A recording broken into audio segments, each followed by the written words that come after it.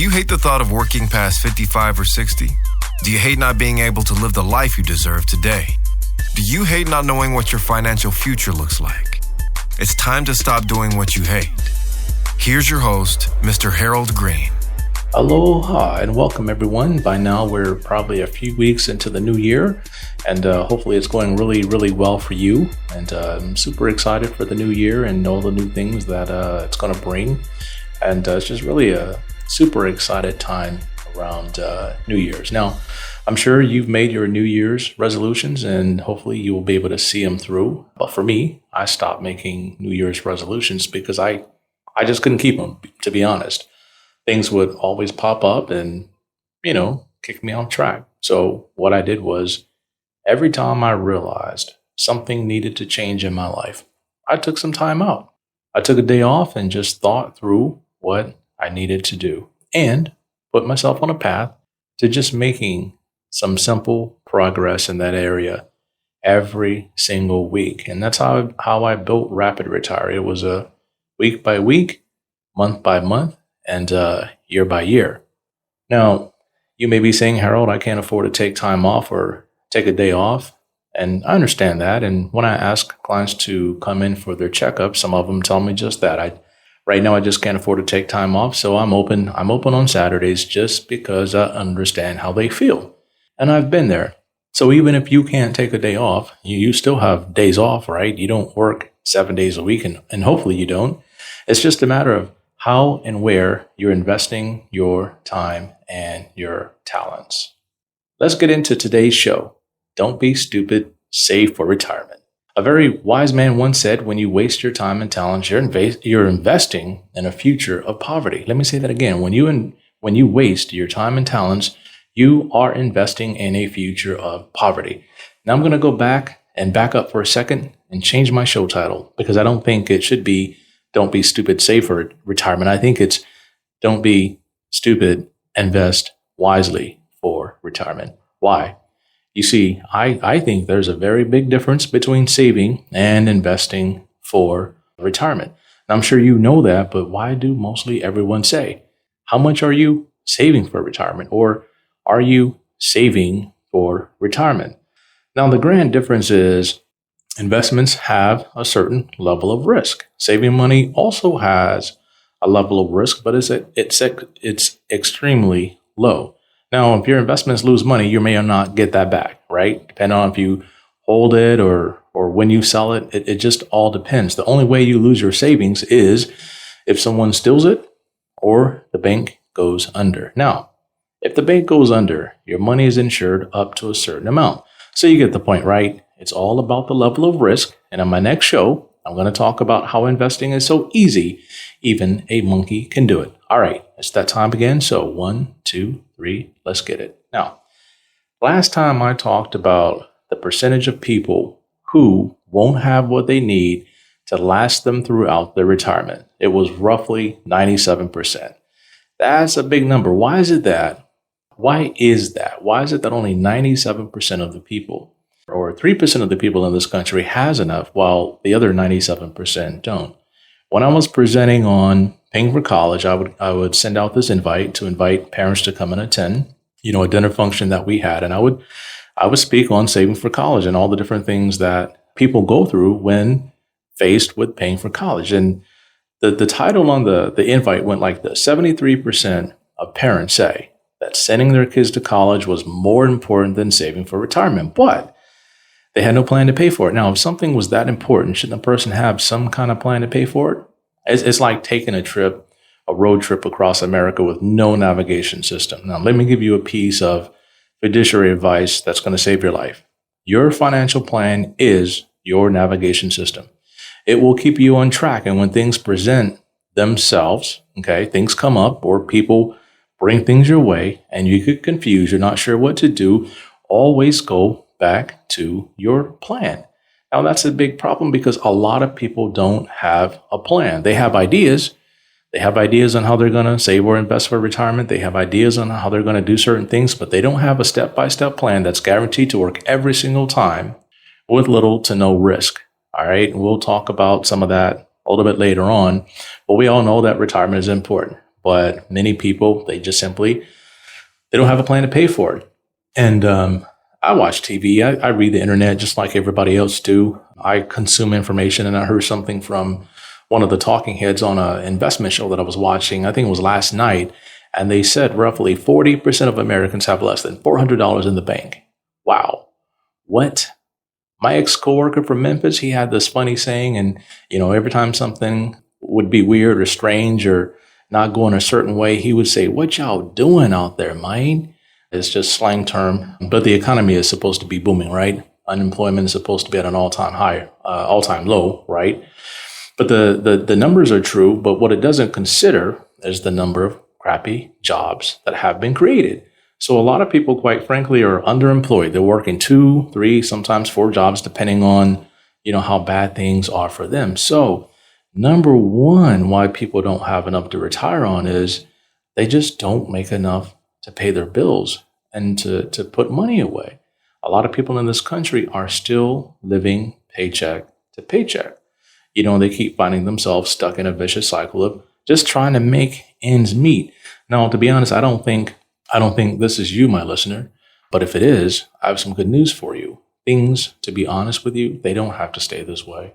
I lived paycheck to paycheck for years, and it wasn't fun. It was hard. And I don't know what your religious background is, and I'm not going to get into that with you. But, I just want to take a minute and share something that happened to me. Now, I've always wanted to own my own business, but I just wasn't sure where to start, where to turn. And so I did like everybody else. I just winged it. And you know what? I tried, and it failed miserably. It failed at the worst possible time because my wife was 8 months pregnant, and we had a 5-year-old. And we fell on some really hard times. And to be honest with you, through a lot of prayer and just, plain old not giving up, I finally got a decent job, but it didn't pay that much. But it was a step in the right direction.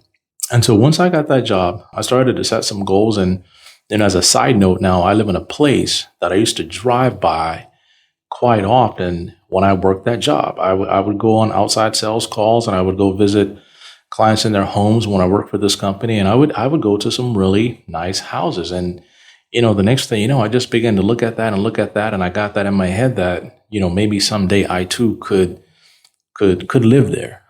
Did I set a plan for it? No, but it was just something that was always in my mind. But anyway, nothing hard, just setting some simple goals.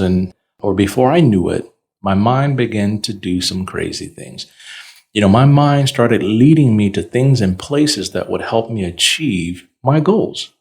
And quite frankly, I really think you tend to get what you focus on the most. You focus on the positive, you're going to get the positive. You focus on the negative, you're going to get the negative.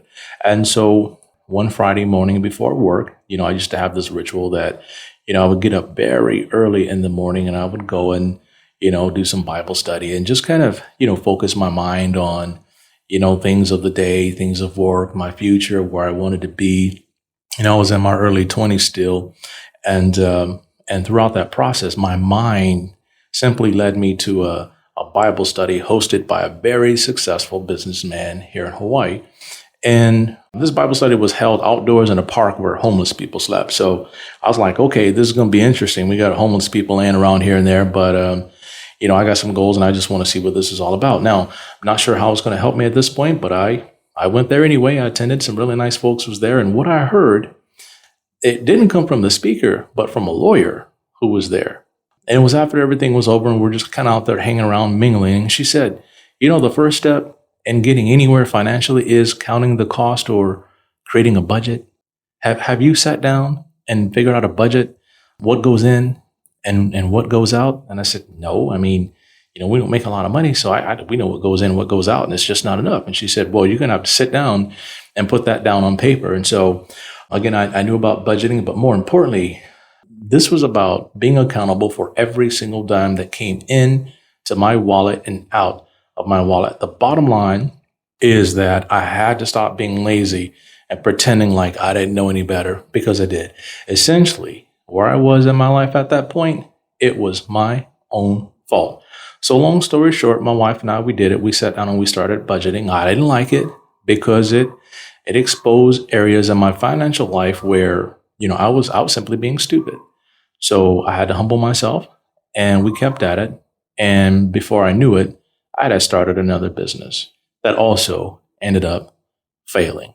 But as soon as that one failed, you know what I did? I took what I had left, which was about $238, and I started a new business that eventually evolved into my current firm, which is Bright Tree Financial Group, where we dream, plan, and we accomplish it. So it's not how you start, it's how you finish. And if you're faithful in the little things, you're definitely going to have opportunities to handle much greater things. Now, you all know that, but why are so many people still struggling to put away for retirement? The second reason I think is just too hard. I just shared some of my story, and it was really hard. And we had no money to put away and save for retirement. It was buying formula, buying diapers, paying rent, all those things that young couples do. And that's why when I talk to young kids today, I really sit them down and share with them how important it is to plan your future, plan your family. Things are not just supposed to happen. You have to plan these things out. My kids, they came home for Christmas and the new year, and I really sat them down and I just shared with them all over again what the moral of the story is and what they need to do to make sure they don't repeat some of the same stupid mistakes that I made.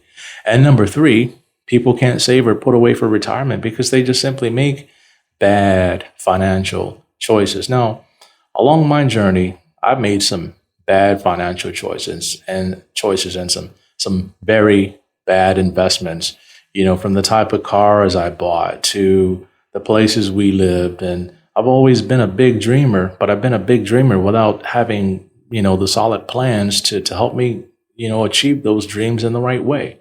You see, I just didn't know what I didn't know. Again, I didn't know what I didn't know. I was financially illiterate at some point. I was financially ignorant, and someday I'll tell you the story about how I actually got into financial planning. But when it comes to investing for retirement, if you can put away money, you're going to be faced with a lot of different options. So let's go through some of them and take a look. The 401k. Is the 401k the right thing for you to do? We talked earlier about companies automatically enrolling people in their 401ks. Is that right or not? You're investing in something and you have no plan. Should you put away 10 to 15% of your income for retirement, but then end up like so many people having to finance the rest of their way through life with debt, right? So I see that all the time. People come in the office, they have homes that are worth millions of dollars or $1.5 million or whatever it might be, and they have a lot of equity in the property. And then they also have maybe $500,000 in their IRAs, 401ks, TSPs, pensions, or whatever. But the problem is they don't have a plan. They have a lot of money in retirement accounts, but they don't have a plan. They don't have a plan to pay for college because the mentality is save money for retirement, get the house paid off. Question is that the right way for you to go? The stock market, is it the right thing for you to do? Should you just buy a bunch of mutual funds and then set it and forget it? Should you buy into the hype of the stock market is really hot right now? Should you do that or not? Is it the right thing to do? Annuities. Should you put some of your money in annuities because they promise you a stream of income for the rest of your life? Is that a good strategy, right or wrong? Who knows, by the way? How big is that stream of income? I hear a lot of seniors, they talk about, again, being on a fixed income. A lot of seniors have annuities because they're safe. A lot of them guarantee your principal and you're never going to lose. But at the same time, inflation is still there. Inflation is there. It's 3% or so. And it's going to continue to eat into that stream of fixed payments. And so we got to figure out a way to create a stream of income that is constantly rising to meet the rising cost. That is very important. I understand it's one thing to be safe and to have concerns, but if you're working with the right type of fiduciary and they have your best interest in mind, they should be setting up your accounts based on a short-term, an intermediate, and a long-term mindset. The truth is if you have all your money on safe mode and you retire, all right, you retire and you're getting 3% because it's not a lot of risk. You have your whole entire portfolio set at low risk. You're eventually going to run into what they call portfolio failure. And that's why investment advisors are trying to stick with a 3% withdrawal rate. And we'll kind of talk about that in the next show about investing. But you have to understand whether or not those things are right for you. Again, life insurance isn't right for you. Should you try and invest and save through a life insurance policy? There are a lot of pros and cons about life insurance. We'll talk about life insurance in a later show, but I believe it's one of the best things that you can do, along with having a solid financial plan where, that life insurance policy is the foundation of your financial plan and you're building on top of that. Nobody builds a house without laying down a slab of concrete. You've heard the story about the man who built his house on the sand and the man who built his house on the rock and things like that, right? Where are you building your financial future? That's very important. Real estate. Should you start trying to buy and flip real estate? I see these TV shows and it looks cool, right? A lot of them, they do make money. It's time consuming, but is that your thing? Do you have gifts and talents in that area? Now, as you can see, there are a lot of things you can do and I only mentioned a handful of them. Here's the problem. You really can't decide where to invest until you have a financial plan that guides your investment strategy. Otherwise, I feel you're gambling because you have no idea how it's going to turn out. And that's why only 3% of people in this country are going to have enough to last them their entire lives. Everybody else is gambling. So I want you in that 3%. And I'm sure you want to be in that 3%. But you know what? You're going to have to make some changes. And I've touched on some things you're currently dealing with, and you want some help, do me a favor and go to retirenowretirewow.com and download that Rapid Retire brochure. Complete the Game Changer form, and I'll get in touch with you, to help you stop doing some of the stuff that you hate. So if you're tired of making New Year's resolutions that you can't keep, let's find a way to stop that. If you're living paycheck to paycheck, and I know a lot of people are, let's figure out how to stop that, okay? If you've been making bad investment choices with your money, let's figure out how to stop that.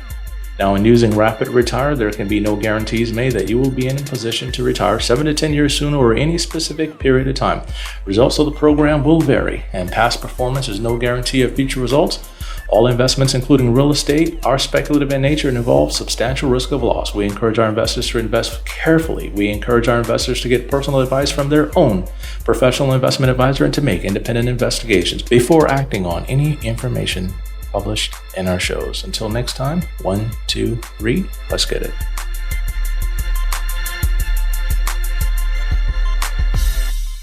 This is thepodcastfactory.com.